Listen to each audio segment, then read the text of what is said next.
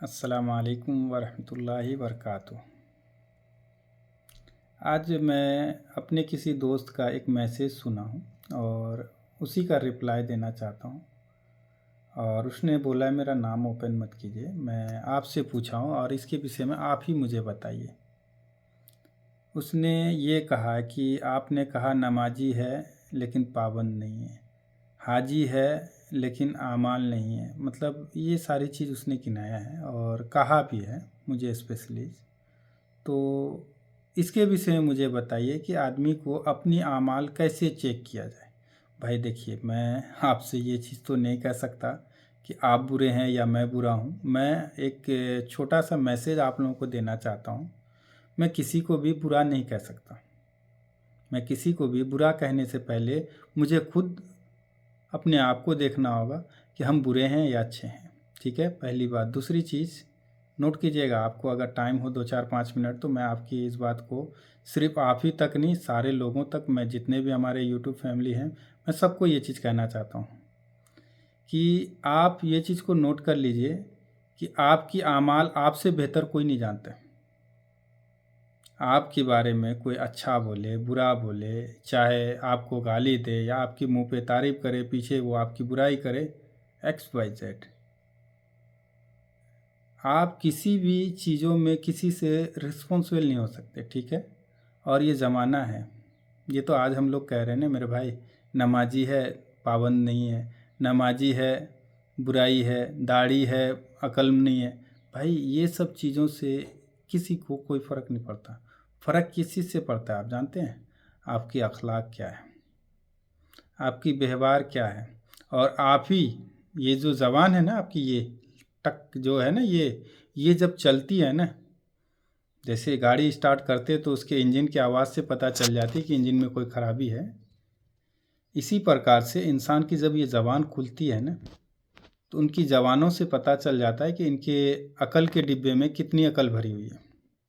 ठीक है, तो ये चीज़ से आप अपने आप को इमोशनल मत होइए।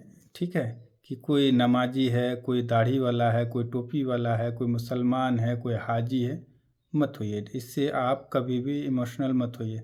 रसूलुल्लाह सल्लल्लाहु अलैहि वसल्लम की कॉल है, आपका मोमिन मोमिन भाई है, एक मोमिन का भाई है। आपका काम है, अगर आपने बुराई देखा तो उसको ख़त्म कर दीजिए। कहीं और याद मत रखिए कि मैंने कोई बुराई देखा था।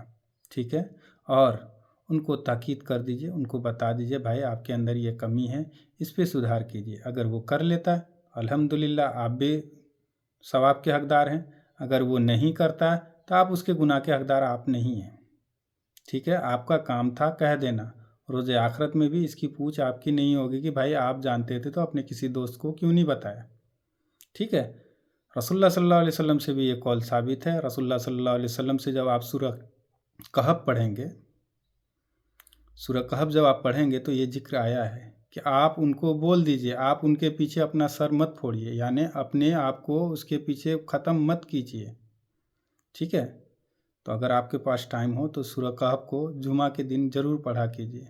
और कुरान की तो कोई ऐसी आयत ही नहीं है जो हमें नसीहत ना दे।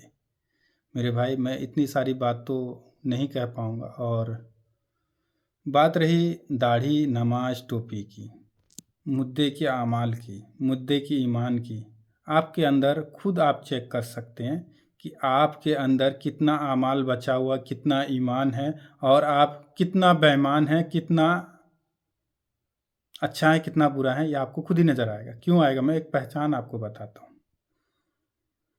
पहचान ये है कि आप खुद अपने आप को चेक कीजिए, मेरी जो रिज़िक है ये हलाल है या हराम है, पहला। दूसरा, ये चेक कीजिए कि मैंने आज किसी के साथ में क्या किया, अच्छा किया या बुरा किया। आपकी ये सब अमाल की मतलब तजुर्बा बता रहा हूँ मैं आपको। ठीक है, तीसरा, ये चेक कीजिए कि मैंने आज किसको धोखा दिया, किसके साथ वफादारी किया, किसके साथ बेवफाई किया। चौथा, पाँचवा बहुत लंबा हो जाएगा, आप खुद ही चेक कर सकते हैं कि आप क्या हैं और सामने वाला क्या है, सामने वाला क्या चाहता है, सामने वाले को कैसा होना चाहिए। ये सब आप खुद ही चेक कर सकते हैं, किसी को कुछ पूछने की ज़रूरत नहीं है। क्यों? कि आप अपनी किताब खुद ही हैं। दुनिया की किताब मत पढ़िए मेरे भाई।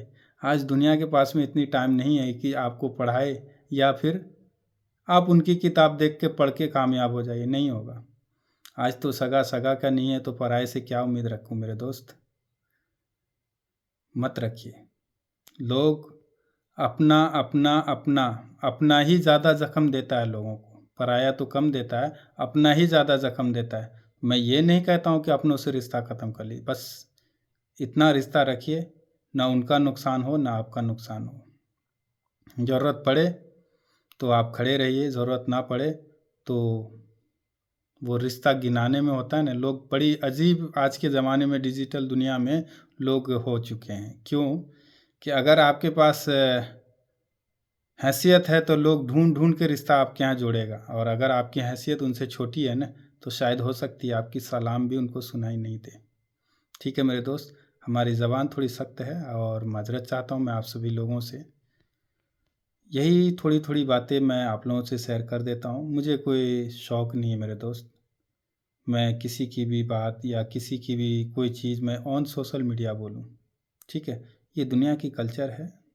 थोड़ी बहुत बात जो मेरे ज़हन में आता है, जो मेरे दिमाग में होता है, वो मैं आप लोगों से शेयर कर लेता हूँ। बाकी मुझे कोई शौक़ नहीं है, ये मैं आप लोगों से बार बार कहता हूँ। बाकी इसमें से अगर किसी को कोई नसीहत मिले तो मुझे ज़रूर कमिटमेंट कीजिए, और अगर कुछ सुधार हमें अपने आप में करना है तो वो भी मुझे बताइए। मैं आप सभी लोगों का शुक्रगुज़ार हूँ, मुझे कोई मशवरा दे सके या मैं आपके बताए हुए कोई तरीके को अपना के मैं अपने आप को बदल सकूँ। बहुत बहुत शुक्रिया। अस्सलाम वालेकुम व रहमतुल्लाहि व बरकातुहू।